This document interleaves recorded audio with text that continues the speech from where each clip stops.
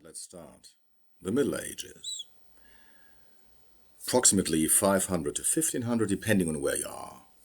In Italy, the Renaissance will, of course, start earlier. So you would say in Italy 500 to 1400 or something like that.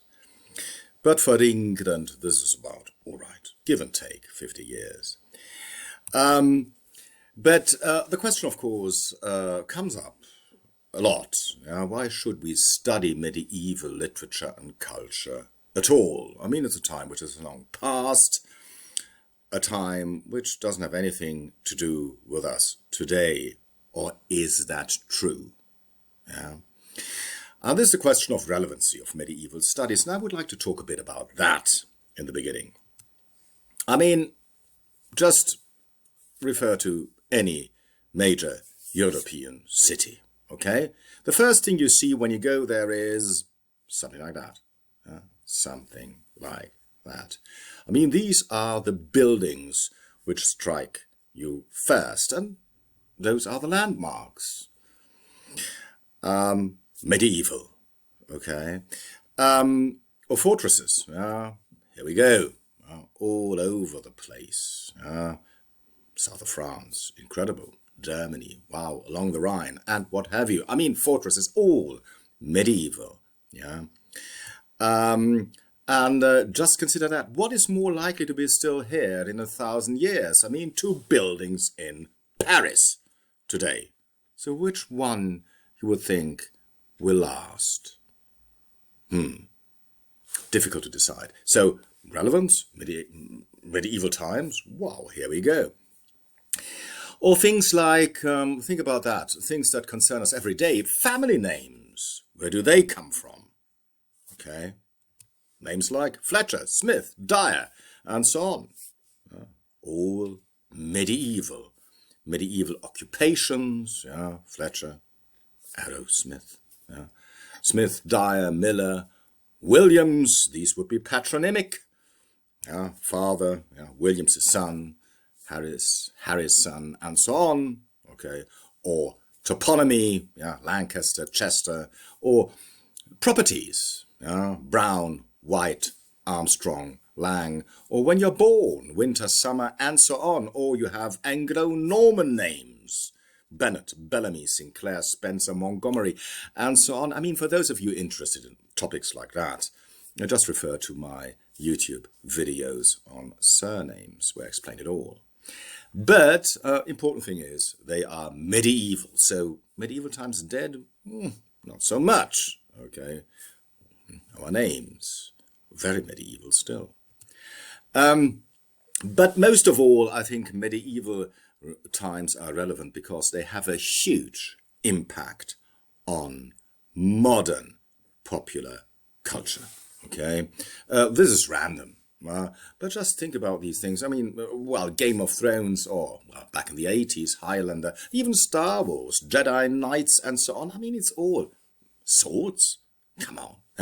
It's all medieval. A lot of modern culture wouldn't exist if it weren't for medieval times.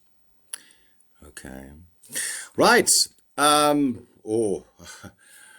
Medieval, I don't know, festivals, what you have here, or people just rebuilding medieval towns, medieval life, medieval markets, and what have you. I mean, there is a large proportion of the populace who are interested in medieval times, okay, celebrating those. Tournaments, jousts, as we may call them. Wow, here we go. Big thing in a lot of European places these days. But this is, of course, true that a lot of people romanticize about medieval times. And the question is, should we? Now, they are certainly important. Stick with us today.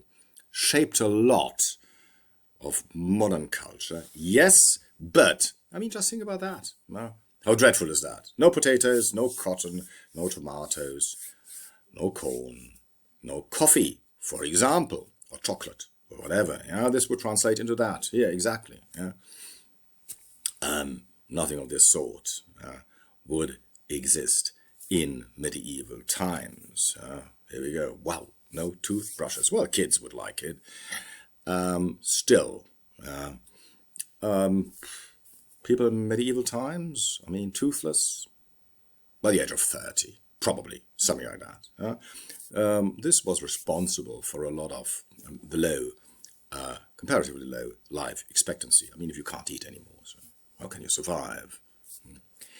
Anyway, so this is all that medieval times romanticize about those. I don't know, yeah, and consider that. Diseases, wow, incredible, with no remedies. Child mortality, well, 1 in 5 survived.